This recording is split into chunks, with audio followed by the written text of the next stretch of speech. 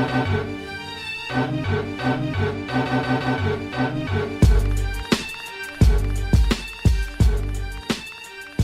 up, and welcome to episode 66 of Throwback Hoops. My name is Rob Clayton, and joining me, the one and only Woody V.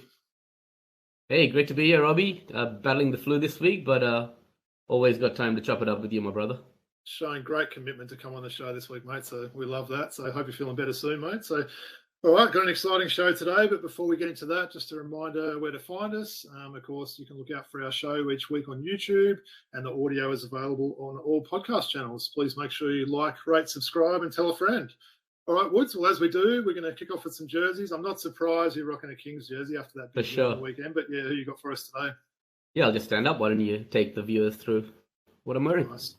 The Woods are standing up. We're in the Sydney Kings, number 0, Justin Simon jersey. So I know Woody was very impressed by Mr. Simon's efforts on the weekend. So nice looking jersey there. Woods, is that a heritage jersey? That one, or is that no, it's not. It's just the away jersey, yeah. right? Yeah.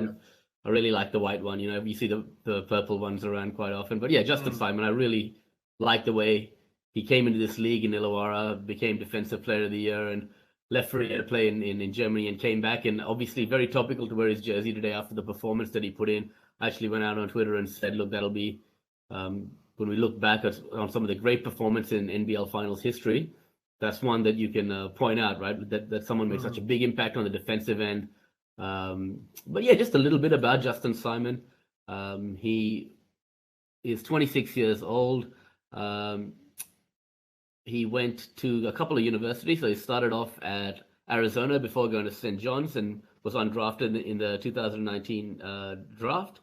Spent a bit of time in the G League before coming to the Illawarra Hawks, before going to play in Germany, and then back to Sydney. As I said, he won Defensive Player of the Year in Illawarra. That was in 2021, and before 2022, winning Defensive Player of the Year in Germany. He was also Big East Defensive Player of the Year in college in 2019 when he attended St. John's. So, you know, it's a guy who's made a name for himself on the defensive end, who's really improved his game on the offensive end. He's able to hit that corner 3 now. You don't see, Coach Buford drawing up plays for Justin Simon, but he always finds a way to get involved in the game, whether it be tip-ins or running the floor or getting a steal off and then going and scoring on a fast break. He just finds ways to get involved in the game. I really like what he brings to the table, Robbie. Woods, he can pretty much guard anyone on the floor, can't he? I mean, maybe some of those big 5s he might not be able to guard, but certainly 1 to 4s, like, you know, obviously we saw he was just making life tough for the Breakers there. He's the sort of player, to me, I think every team would like to have on their roster, right? Just someone that can, you know, doesn't need the ball a lot. You know, you don't need him to go out and score, but what he can do on the defensive end. You said how many steals he got, right? Was it, 5 or 6 or something? And they were 6 steals in the game, 4 in that third quarter. You know, especially when you know, our star players went out. I'm sure we'll get into it later. You needed someone to step up, and he did that.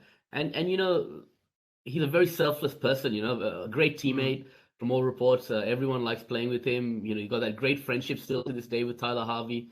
And I've spoken to him quite a few times after games, and just always willing to give his time to the kids and to speak to the fans, and just an all-round quality guy. And I think if Sydney can lock him up for a few more seasons, that'd be great. Bit unfortunate not to get on that ballot for Defensive Player of the Year. I still find it a travesty that he didn't, but I think that could have maybe been a misprint that he didn't get on that. But yeah, I think he's making those selectors look a bit foolish now. So for sure.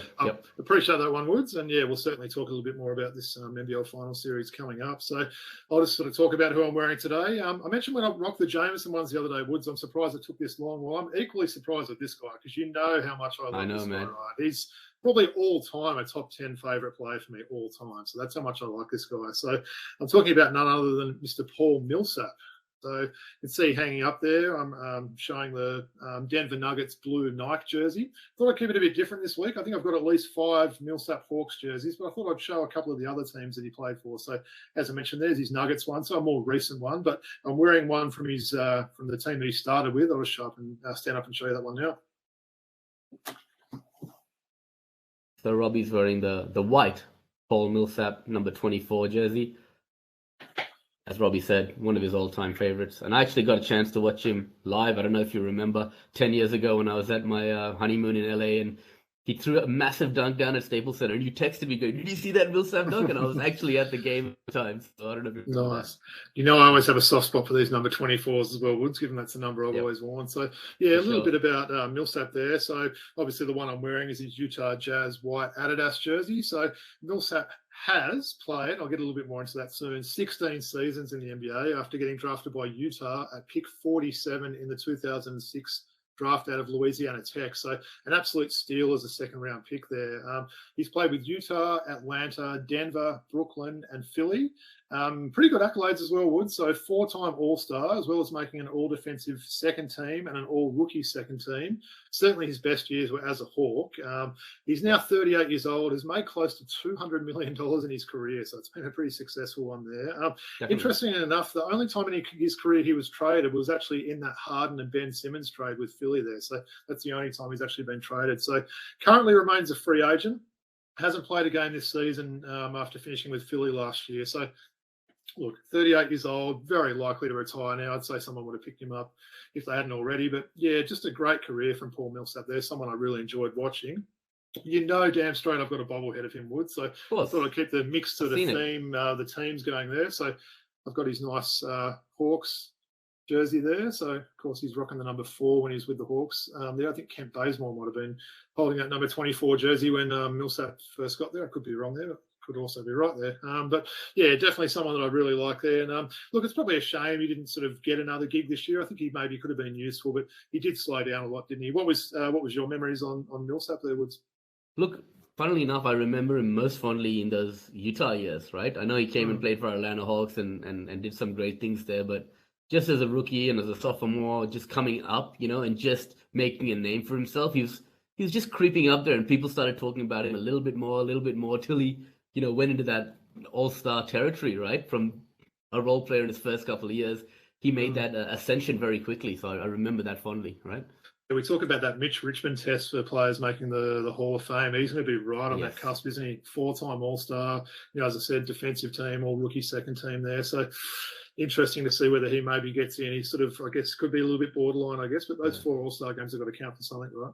I also remember him being an extremely good man. Any interview he 100%. Gave or the way he spoke, very softly eloquent. Spoken, wasn't he? Yeah, lovely guy. So, And of course, he had a younger brother, Elijah Millsap. That had a cup of coffee in the league, played a little bit there. I believe he was last in the G League a year or so ago.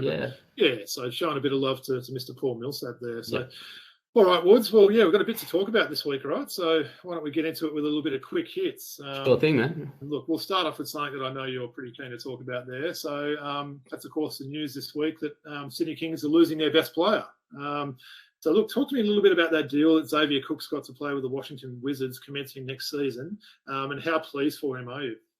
Look, very pleased for him. From all reports, it actually happened a few weeks ago, and it was supposed to be, kept a secret till after the final series, but it got out, right? But, he deserves it. He's worked so hard over these last 12 to 18 months. And I think you look at a team like the Washington Wizards, there's automatically a role for him to play there, right? He's the type of guy who can probably play the 4 in the NBA, right? In a small ball lineup. He's a big man that can, guard several positions. He can also create for himself from that 4 spot and create for others. So I think he's got all the intangibles to be successful, despite that knock on his shooting game. But I think it's a perfect fit for him, right? There's a lot of shooters there in Washington as well. I want to ask you about what you said there, Woods, with that shooting there. Look, do you think it's like a broken thing he's got? Do you think he can improve those free throws and at least sort of keeping people honest out from outside there? Yeah, look, I mean, the free throw is something that's in his own control, but his 3-point shooting has been okay this year. He's been shooting in the mid-30s for the Sydney Kings, albeit taking 1 or 2 attempts a game. Yeah. But, as long as he can, work on that corner 3 and just, as you said, keep the defense honest, that would be great. He's going to get some great shooting coaches in the NBA that are going to be able to work with him. But you just look at that lineup. They've got Porzingis. They've got... who's our man, the center, Gafford, right? There's a little bit of a hole there. That little tweener, that he can play off the bench straight away. I think there's straight away an opportunity for him to play. And Mark Worthington spoke on the Has Been podcast this week recently about how he actually works as a scout for the Wizards now. So he's actually been instrumental in helping this Xavier get signed here. And a big part of the selling point was the fit that he has on that team, right? In terms of what he can do. Yeah. And you got Kyle Kuzma there as well. So, I mean, automatically, I'm looking forward to him making a contribution towards the end of this year. And then obviously gaining a more steady spot in that rotation next year. Because it is a guaranteed contract from what I hear for the rest of this year and next year as well. So 2 follow-up questions I've got there, Wood. So I know you're a big fan of that. I think it's a cherry blossom style pink sort of looking jersey that Washington's got. How soon until you order a Xavier Cooks jersey of that? As soon as they come available. Yeah. I think you'll get one too, right? Possibly we'll consider it. Yeah, I love getting those Aussies in the NBA jersey. The other one I'm thinking as well, there has been some talk. Obviously, we know Sydney's got pretty deep pockets there, who they might replace him with. Keanu Pinder's been mentioned. You'd be rapt to get him, wouldn't you? That'd just be a ready-made replacement for Cooks, wouldn't it? Would be rapt, man, to get Keanu. But I think you guys, Perth, will also, being a Perth boy, will throw a lot of money at him. Do you know what I think, though? I mean, look, we joke, all jokes aside about, money and deep pockets and stuff like that. I think the Sydney option is attractive given that they've got Luke Longley and Andrew Bogut. Like, if you're a young big playing in Australia and an Aussie guy there, why wouldn't you want to go to a team that can sort of give you those resources and you get to learn from 2 guys that have just had amazing NBA careers there? So I think that's a big lure for some of these younger big guys to go to Sydney. So it'd be interesting to see what happens there. But well, Keanu's just signed to go to, I think, Spain, or I think if I'm not mistaken. Yeah, Spain it is. Yep. Right? So yep. He played 2 years in Poland and in before coming to the NBL. So it wouldn't surprise me at all if he doesn't come back at all. No, exactly. Look, if he's getting double the money playing in Spain, as much as we'd love to have him here, why would you come back? It's a short career these guys have got, and he's got to obviously earn money for himself and his family. So we'll definitely watch this space. But all right, we'll appreciate that, Wood. So let's talk a little bit of NBA now. We'd start off with a guy who's just been on fire lately, and everyone will know who I'm talking about when I say on fire, and that's none other than Dame Lillard. Wanted to see your thoughts on how good this run has been. If he's obviously the 71-point performance. Also, recently he's got 2 triple-doubles. So he's only had 3 in his career. He's had 2 in the last 10 games. He also set a record yesterday with career high 17 games in a row, scoring more than 25 points. What are your thoughts on Dame Dollar? Oh, look, I mean, he's just such a loyal player for Portland. He's been there his whole career, and he's gone through some ups and downs with injuries lately. There was actually thoughts of him being left off the All-Star team this year, but he's really proved to everyone that he's still got it at, I think he must be 33 now, right? If I'm not mistaken. So getting on a bit in years. It's good to see him healthy and contributing. Obviously, Portland is probably going to be heading to the lottery likely, right? If I'm not mistaken. So yeah, I was going to ask about that. Look, it's a shame, isn't it, with how good he's playing, sort of thing. I think the West is just, there's too many teams fighting for that final play-in spot there, whether it's the Lakers or the Pelicans or, they'll certainly be in the running there. And if he continues this, you never know. But they've certainly had a few injuries, like from various players this year. I know Nurkic has been out for a little while now, so they need to get these guys healthy. But hasn't he been fun to watch? And I said to you earlier as well, I just love I love the way he plays, and he's just his temperament as well. He doesn't carry on like some of these guys you see and everything else like that. And just really sort of good to watch there. And look, I didn't mention I was going to talk about this, but while we're talking about point guards in the West, we've got to talk a little bit about Ja Morant, right? So I know we went on the Sports Blokes podcast on the weekend, so shout out to Nathan Stew there, and we chatted a little bit about Ja Morant. Look, it's big news in the moment, isn't it, with someone that's been playing so well? Obviously, it's negative news for the NBA, but what's your take been on this whole saga so far? Look, it's been spoken about in a lot of media outlets, but one thing that hasn't really been spoken about much was there was a locker room meeting, literally probably a day or two before Ja Morant got suspended, right? Just to let everyone know who's not aware, Ja Morant's been in a little bit of trouble involving the law with regards to possession of guns, assault and things like this. It's all hearsay, albeit alleged, alleged. So innocent proven guilty, albeit he did post a photo of himself potentially holding a gun in a strip club on Twitter, which is a silly move. But anyway, what I was going back to was a game before the NBA went through suspending him or whatever. Steven Adams pulled the locker room together and he's like, this is bullshit, right? Basically, when we're on the road, some of us are partying way too much, not hanging out with their teammates, not going to dinner with their teammates, hanging out with their own friends, partying way too hard when we're out on the road, and I'm not having any more of it, all right? And apparently that was directed straight at Ja Morant. And the thing is, like, this team only has one veteran, okay? That's the problem. When you have all these veterans on a young ball club, they're there to teach the youngsters how to handle themselves at the professional level and what to do.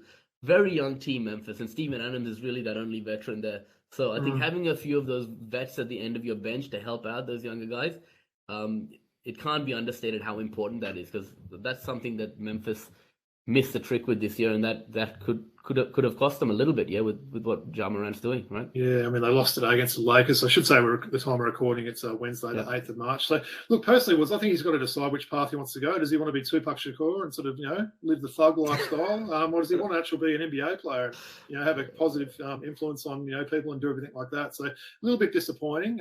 Equally disappointing because I've got him in my Yahoo team that I'm trying to get that championship win in, so I hope he comes soon for that. But I'll leave it with you, Woods. He's been shooting the lights out this year, and he's an absolute gun of a player. So anyway, let's hope he. And just back to Dame Lillard really quickly. So 12th, 13th, sitting there in the Western Conference at the moment. So it's unfortunate. Move up that much, isn't it? Yeah. No, good stuff. Well, look, I thought we'd do a little bit of Hawks talk, Woods. We haven't done that for a couple of weeks now. And of course, there was some recent big news there with the Hawks, obviously parting ways with Nate McMillan and signing a coach that was a hot commodity there in Quinn Snyder for a 5-year deal, which is a pretty big deal there. It's a mixed result so far. They've dropped a couple to Miami the last few days, and they're actually under 500 now, 32 and 33. How do you feel about this move for the Hawks so far? Yeah, just keep flirting with 500 all year almost, it seems like, right? Look, I think Coach Snyder, we saw what a great coach he was in developing a young Utah team and taking them to the level where they became a serious contender, right? So I really like him. I've been a big fan of him. I'm a big fan of the players coach, someone who's really good with his players, and I don't think Nate McMillan was that. I mean, we can all say that he wasn't. Definitely not. So I think the Hawks, we've done the right thing by hiring someone like Quinn, but you got to give him some time with his group, right? Implement his ideas, his principles, and we'll see that those dividends pay probably next year more so than this year. It's tough coming in so late, isn't it? Definitely. You see coaching changes mid to halfway through. I mean, we're talking 20 games left. He obviously doesn't have any assistants or anyone there, so I'm sure he'll probably get some of his guys on board for next season. So, I think it's a bit of a trial period, isn't it? We saw that trade there with Sadiq Bey. I've been liking the way he's been playing, definitely. As much as he's taken a few minutes away from my boy AJ Griffin there, but liking the way he's playing there. But it's just a strange team again. We've said that a lot this year, but they don't seem to be able to get a winning streak or much of a losing streak. They sort of lose one or two, win one or two, and they just hover up above or below 500 there. So they're still sitting in 8th spot there. We've got 18 games left, right?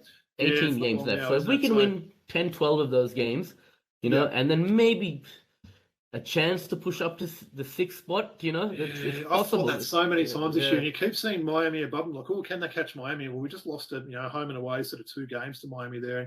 Close games that we just couldn't get the 32 and 37. The Nets are at 37 and 28, and we're at 32 and 33. And they're fading a bit too, aren't they? Yeah, so I just think there's a little scope there for us. I mean, we could even catch the Knicks, but I'm sure we'll talk about the Knicks in a second. They're going to be hard to catch, right? No, definitely. So, let's talk about the Knicks then, Wood. So, the hottest team in the NBA at the moment, aren't they? They've just been so impressive to watch there. My boy Julius Randle just recently got named Player of the Week. He's had a couple of game winners there, some big shots in Boston in those games there.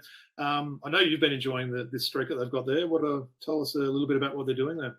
Look, one guy that has really made an impact for them on and off the floor is Josh Hart, right? Just seamlessly fit into that team there, and it can't be forgotten what kind of impact that he's had straight away, and an IQ. I mean, damn, Emmanuel Quickly, right? Mate, that guy's killing it.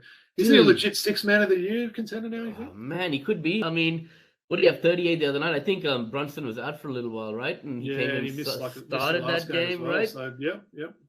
No, I'm a big fan of his, and I think his game has gone to the next level really quickly, right? And then you got to talk about Jalen Brunson. I think since the All-Star break, he's 2nd or 3rd in the NBA in scoring. So you put together Julius Randle, Jalen Brunson. Barrett's been pretty solid without getting much attention. Yep, and then I'm reading that Derrick Rose said he didn't want to be bought out despite not playing. Interesting, yeah. He said, "Look, I'm a locker room guy here at this point in my career." And all his teammates, the guys you mentioned, Julius Randle, Jalen Brunson, Coach Tibbs, they all basically said, he's really helping this ball club, almost a coach, another extension of the coaching staff, and in practice and off the floor. And he could have easily asked for a buyout now and gone to a contender, but that just says that the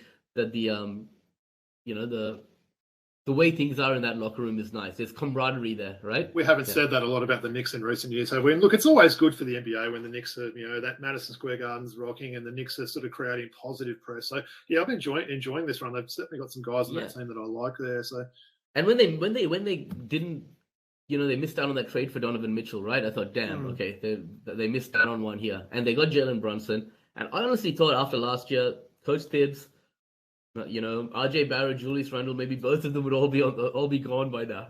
But to their credit, and you got two New York teams doing well in the top 6. They'd be a team you wouldn't really want to play in the finals, would you, with that form they're not. playing? And like you said, that team spirit and everything. So, all right, I wanted to talk a little bit of WNBL as well. One thing before we get onto that, just wanted to see your thoughts. I'm not sure if you saw it, but Giannis Antetokounmpo trying to get that triple-double the other day. Did you see that? Honestly, I think I've got to call it out. I thought that was really poor form. The first thing I thought when I did that, and I kind of laughing about it on SportsCenter and everything like that, I thought of 3 guys, right?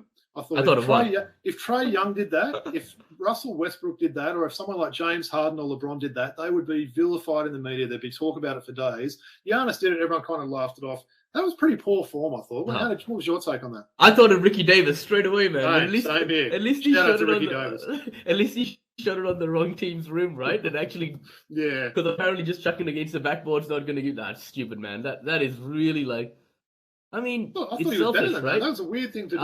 I thought you saw the Washington players' reaction, like, what the hell are you doing, right? So, yeah. I'll tell you a funny story as well that came out. I think it was on the mismatch, right? It was what's his name, Memphis guy.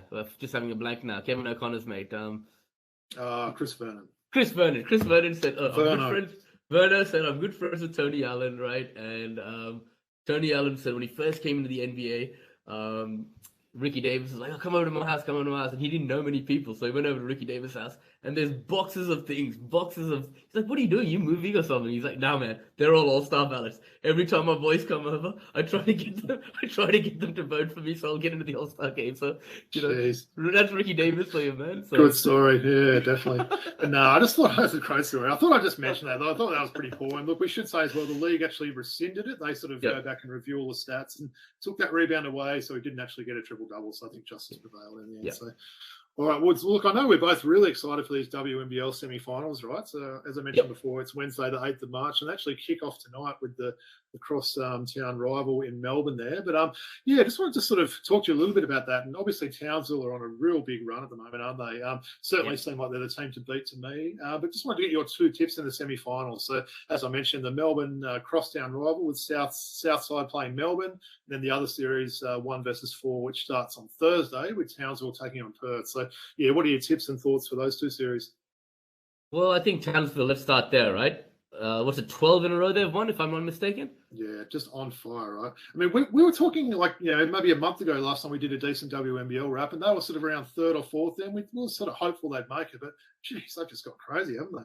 Yeah, and look, even with Steph Reed and Lauren Nicholson sitting out at times, now you've got Charlotte Hill on there, and Courtney Woods and Carly Samuelson. They've got a lot of firepower there that can match up with Perth, right? And I just think that they're going to be too strong in the end. And you're taking that momentum going into the postseason. I think Townsville have.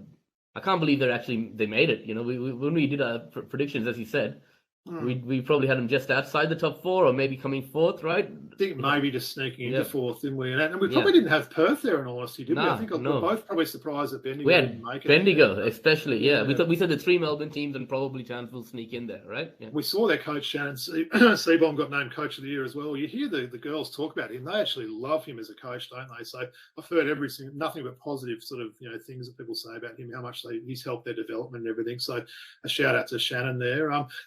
What are your thoughts on obviously this Melbourne series?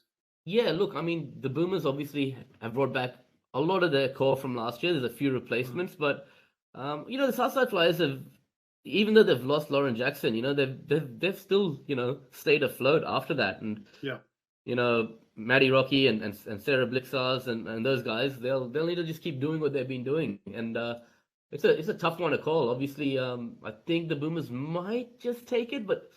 Yeah. Man, it's a toss of a coin here, man. I'm actually not. I'm gonna go Flyers, right? Okay, Flyers in 3. Yeah. I should say as well, in those WNBL awards that I spoke about before, shout out to Kayla George for winning the MVP there. It's just capped off an amazing sort of last 12 months with her. Obviously, she became a mother for the first time. Obviously the success playing for the Opals and everything there. So shout out to her, and she's obviously heading on to the WNBL when this season finishes there. So really want to just encourage all our viewers and listeners to get out and support these WNBL semi-finals and grand final, whether you're actually going to the games or if you can't do that, certainly watch the games. I believe they're all live. You don't have to go on that random 9 now and 9 next or whatever they call it. I always forget that words, but you can just watch that on KO or ESPN. So get out and support those games, and looking forward to some good action there in the WNBL. All right, Woods. Well, I know you've been wanting to get to this part, so it's time we talk a little NBL. I know you've got a few things to say after those first 2 games. So look, when we spoke last week, obviously the finals hadn't started, so anyone that hasn't seen it, then the games are locked at 1 win apiece. New Zealand winning the first game in Sydney, and then just an amazingly gutsy win by the Kings in game 2 in New Zealand. Do you think they've got the series momentum back now, the Kings? Definitely, they do. And I think some coaching changes that Coach Weaver made in that, not Coach Weaver, Coach Buford made in that second game really, going to a zone in that second half really changed the way the Kings went about things, and the New Zealand team, they struggled then. So I think also the performances of Justin Simon and the performances of Kawhi Noi and stuff really bodes well for the rest of the series. Noi was huge in that game. I mean, obviously Simon got a lot of the attention with his defense there, but Noi, what did he get? 20+ points. He was a big factor in that game, wasn't he? Seems to be a player with confidence there. He has those games like that, and you can just see his the confidence on the court just lifting there. And for me, Woods, it was some of those bench players. Like we saw, some of the bench sort of role players there hitting big shots in the last quarter. And that's one thing we could say about Chase. He hasn't been afraid to go sort of 8, 9, 10 men deep into that roster. And he trusts that roster, doesn't he? Which is, a big thing there.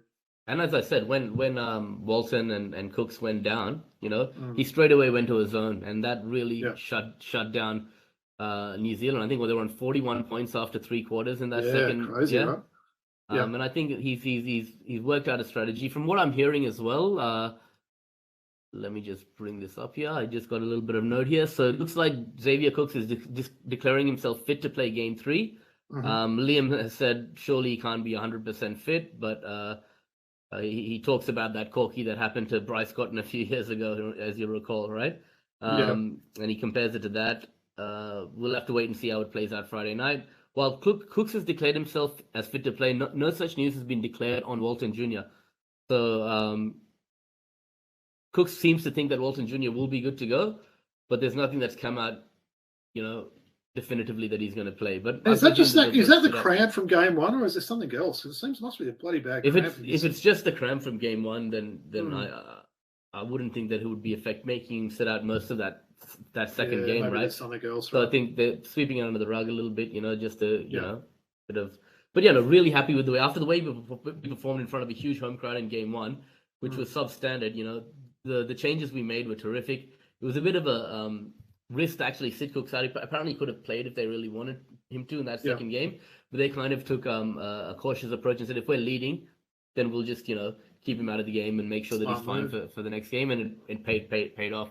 Now, obviously, on another note, Chris Golding signed to play with Coach Will Weaver in France on my mind. So that's why I mentioned Coach Weaver. Fair call. You weren't quite living in the past. Right, let's talk a little bit about game 3 there, Wood. So obviously you'll be going out there. You'll probably be rocking that jersey you're wearing now, I'd say. What are your thoughts? Give me some keys for this game 3. I know there's obviously a big crowd expected, probably a little bit bigger than that game 1 when they were competing with a few concerts at Sydney Olympic Park. But give me some of the keys for each team to victory there.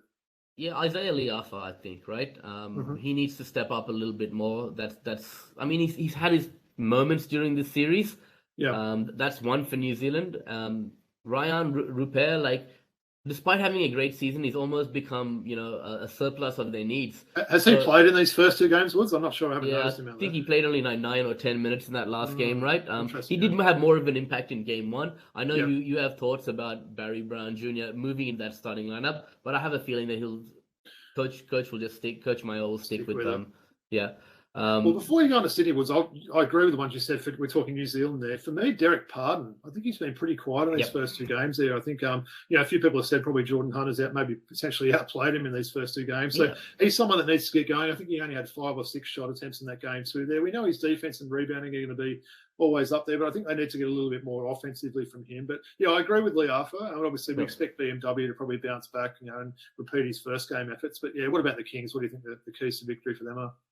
Look, I said it on the Sport Blokes podcast. Check out the show if you don't listen to it, guys. Great show coming up with Robbie and me. But what I said on that show was, guys like Kawhi Noy and Sean Bruce, we've seen them hit those game winners early in the year.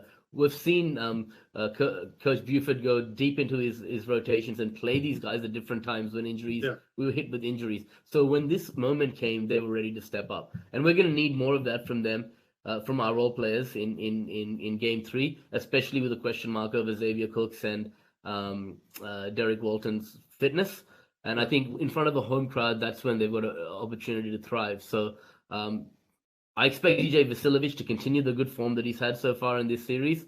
And also those role players to understand that they're needed, especially now, and then they can contribute to winning a championship here. And also that two-headed monster, Tim Suarez, Jordy Hunter. At different times, they are able to impact the game on the defensive end in an outstanding way. And you've seen that in this series so far, especially in Game 2, blocking shots at crucial times, getting crucial rebounds, second shot opportunities for the team. So I think that two-headed monster needs to continue as well, and understand that we may need to win this game without our 2 best players, right? No, well said, Woods. I agree with all that. And look, got to say, really looking forward to it. I think we've been a little bit spoiled, haven't we, with so many NBL games on, you're sort of getting 5 or 6 games a week. So I'm kind of like, wanting more at the moment. It seems like such a long time ago. It's Sunday already. So a couple of days to go for that Game 3. And then, of course, we definitely get a Game 4 no matter what happens on Friday, Sunday afternoon. I believe it's the same time as last week, 4 o'clock Eastern Australian time.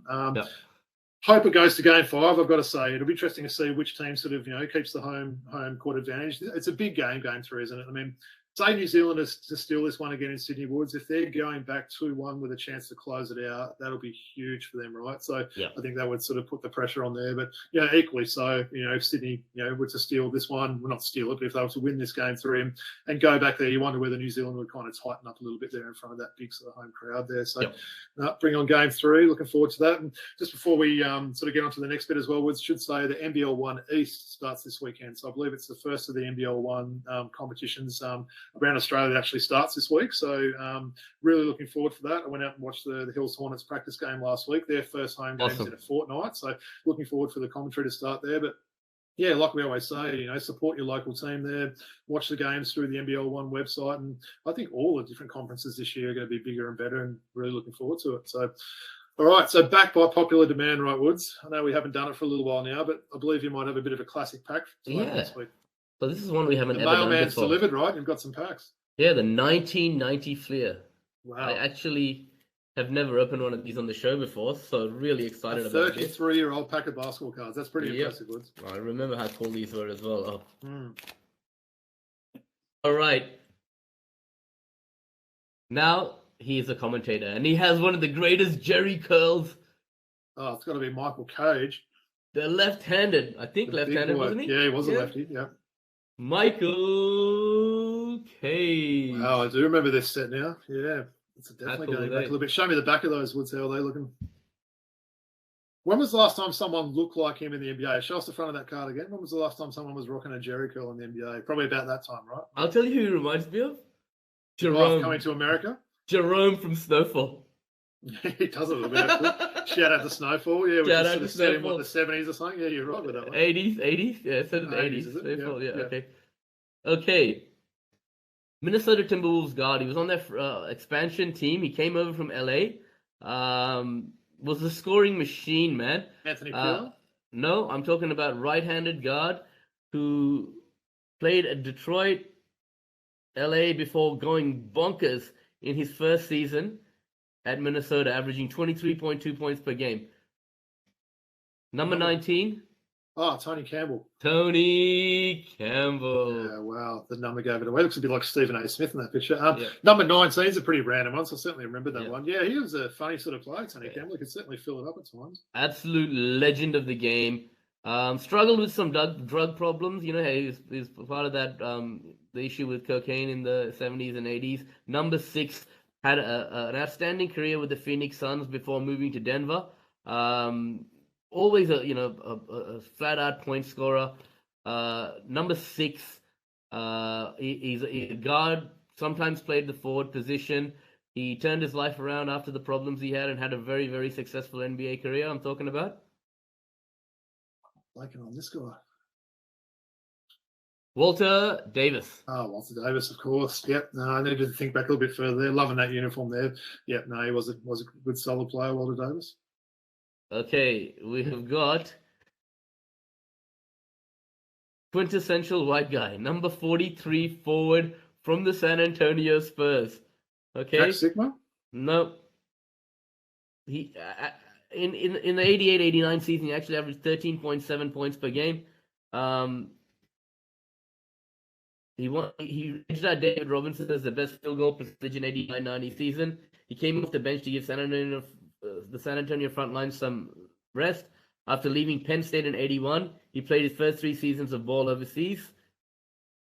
Not Dave Hobson. About Frank Brakowski. Oh, Frank Brakowski. Well, I remember him with the Bucks as well back in the day. Jeez, that's a name I haven't thought of for a while. These are a little bit earlier than these normal ones. They have some a little bit out of practice. Good old Frank Brakowski. Okay, talking about Milwaukee Bucks guard. Came off the bench usually. Started off at Phoenix before going to Milwaukee. He was second in the team in scoring. Led the Bucks in assists. Paul Pressey. Oh, man. Getting through it, mate. Paul Pressey? Jay Humphries. I was thinking that. He was my second guess. Loving that old Bucks logo. Sorry, I was thinking that one. Woods, you right there? You ready? You right to keep going? Hitman, you're showing there. Woods, clear your throw. Yep. That's good, mate. All right. We've got Dallas Mavericks forward, 6'5" from the University of Notre Dame. He was an all-star. Started off at Utah, then went to Detroit before moving to Dallas. I can't see his number on here. 4 maybe. Famous guy. Okay, so he would have been on this team with Lafayette, Fat Lever, and Rolando Blackman. Maybe was at that time. Was he? Mark Aguirre? Adrian Dantley. Oh, Dantley. Jeez, I'm not going very well today. Yeah, nice. Yeah. Dantley certainly had a decent career, good scorer. Okay. This one is awesome. I know you like this guy. Bruising forward, number 35. He started off at Atlanta many years in our Hawks before moving to Sacramento in the 89-90 season, right? Oh, the big dog, Antoine Carr. Antoine Carr. Is he rocking the goggles there, or is that pre-goggles? Jeez, he's a big boy, isn't he? Pre-goggles there. Yeah, I was a big fan of Antoine Carr. He's always been one of those guys I wanted to get his jersey. Woods, I've never been able to find one. Did we mention him on the show recently? He went to Wichita State, right? Wichita State, exactly. He did too. Yeah. Alma mater of Rashad Kelly. All right. I'm not going to say a different surname that I always get mixed up. Rashad Kelly is alma mater. Yep. All right. Miami Heat guard, number 21. This was his 3rd year as a pro. Averaged 13 points, 12 points in his first 2 years. Kevin Edwards. Good you like that one, don't you? Back in form now. Interesting to see the Heat are rocking those jerseys at the moment, aren't they? Yeah, they won against the Hawks the other day. It's a nice looking jersey, though. Okay. Shot. Okay, this guy will be forever be known for being part of the shot. I'm talking about none other than Cleveland Cavaliers guard. Oh, Craig Elo. Yeah. Another former Atlanta Hawk as well. Yeah. Nice. He was a solid player. Good shooter back in the day, but yeah, he will always be remembered with Jordan jumping about 2 meters in the air and getting that winning shot over him in the Eastern Conference. How funny was it when Ron Harper was like, I got Mike, and the coach is like, nah, Elo's got Mike. I don't know. Yeah. And then, you remember that? That's it. A few profanities were thrown. Oh, yeah. Okay. The famous center from the Portland Trailblazers of that era, right? Is it a rest in peace? Kevin Duckworth? It is Kevin Duckworth. Shout out to Duck. Yeah, he's a big boy. Wasn't he? What's his listed height on the back there? Was it height and weight? Give me some of that. 270. 7 foot and 270. Yeah. Wow, that's a big boy. Yeah, he was a load down low, wasn't he, in the post there? So rest in peace to the Duck. When we talk about Soranis Marshalonis last week being one of the first European players to make an impact here in this league, there was another player that came around the same time as him to the West Coast. I'm talking about none other than okay. He came to Sabonis was similar time. There's 3 of them around that time. 2 centers and 1 guard, right? Sabonis, Marshalonis, and who's the other center who came around late 80s? Late 80s. What team's he for? Lakers. Oh, of course. Is he rocking a beard and a cigarette? no cigarette. No cigarette, but a beard, right? Yeah, of course, none other than Vladdy Divac. What does Dad likes to say? Vlad Divac. Nice, your dad's a fan. And of course, he was in the trade for Kobe Bryant, wasn't he? The Charlotte Lakers trade back in the day. Okay, another great center, multiple-time All-Star. I'm not sure. Is he in the Hall of Fame? He may be in the Hall of Fame now. Storied career for New York, Chicago. I think he might have spent a little bit of time at Seattle before coming back to Chicago. Or did he? No, he might not have been at Seattle. I know he's at New York and Chicago for sure. Played alongside Jordan. He had tears in his eyes. Yes. Nice. Did he go to Seattle for a little while? I don't remember him with Seattle. You never know there. No, he had an interesting looking shot, that guy, didn't he? Yeah. I don't even know what he was doing. Me and my brother tried to copy his technique in the backyard, right? Did you have any luck? Or? No. We also awesome, man. So one of the greatest pure shooters ever, I would say. Most well known for his time in Utah. Playing alongside John Stockton and Karl Malone, but really made for his name for himself at Phoenix and also in Philadelphia. Was he maybe a little bit horny? He was. Jeff Hornacek. So I believe the right pronunciation is Hornacek. Well, I always called him Hornacek like they did there. But look at those shorts there, Woods. Yeah. Unbelievable. Yeah, no, he was a solid player, wasn't he? He was in that Charles Barkley trade, I think, wasn't he? Yeah. I love this card. All right. When you talk about the great centers of all of that era, there's one that stands out for me. Georgetown's finest. Jamaica's finest. Give me some Patrick Ewing. I got this card from back in the day. You remember? Oh, I got this card from back in the day. These are some awesome cards, man. This is so nostalgic. They're not bad, Jeez, we've got a lot of centers in this pack, haven't we? It's like a pack of centers. And we've got this guy's card so many times. We always talk about how he was never as good a GM as he was a player. Michael Jordan's nemesis. From Detroit, right? Joe Dumas. Hell of a pack, though. Not bad. Decent one, isn't it? Yeah, hell of a pack. We've got Ewing, Dumas, Hornacek, Bill Cartwright, Vlade Divac, Kevin Duckworth, Craig Elo, Kevin Edwards, Antoine Carr, Adrian Dantley, Jay Humphries, Frank Burkowski, Walter Davis, Tony Campbell, and Michael Cage.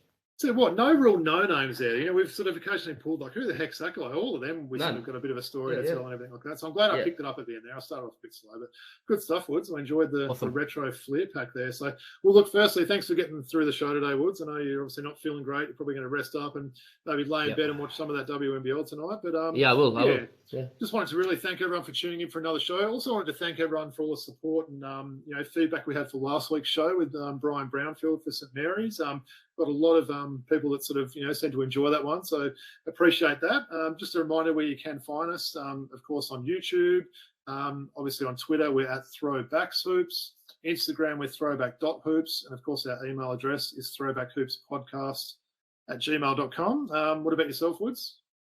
No, thanks for everyone's ongoing support. Patreon is obviously there. Sorry if I was a bit off color today, just felt a bit under the weather, but I should be back to full health and ready to rock and roll from next week, guys. Woods, I want to mention the Patreon thing as well. I had a few people sort of reach out to me this week and say, look, we're loving what you're doing with the show. We watch it every week. You guys must be raking some money in now, right? And I actually sort of explained, well, look, honestly, there's a lot of costs associated with doing a podcast, all the weekly subscriptions, pod feeder sort of cost and everything. So we're actually still in the red at the moment. So if anyone sort of really likes our show and listens and watches each week, we'd love if you could, make a small sort of contribution to the Patreon account. You certainly don't have to, but if you did, we would certainly appreciate that as well. So appreciate everyone that has up to date. Absolutely would. So yeah, look, certainly next week looking forward to sort of talk about it. So we'll actually see if it goes to Game 5. That will be Wednesday. So we could potentially, if it's going to Game 5, hold that back another day. We'll see how we go there. But just wanted to really thank everyone for tuning in, and a big peace out from the Throwback Hoops group. Peace out, guys.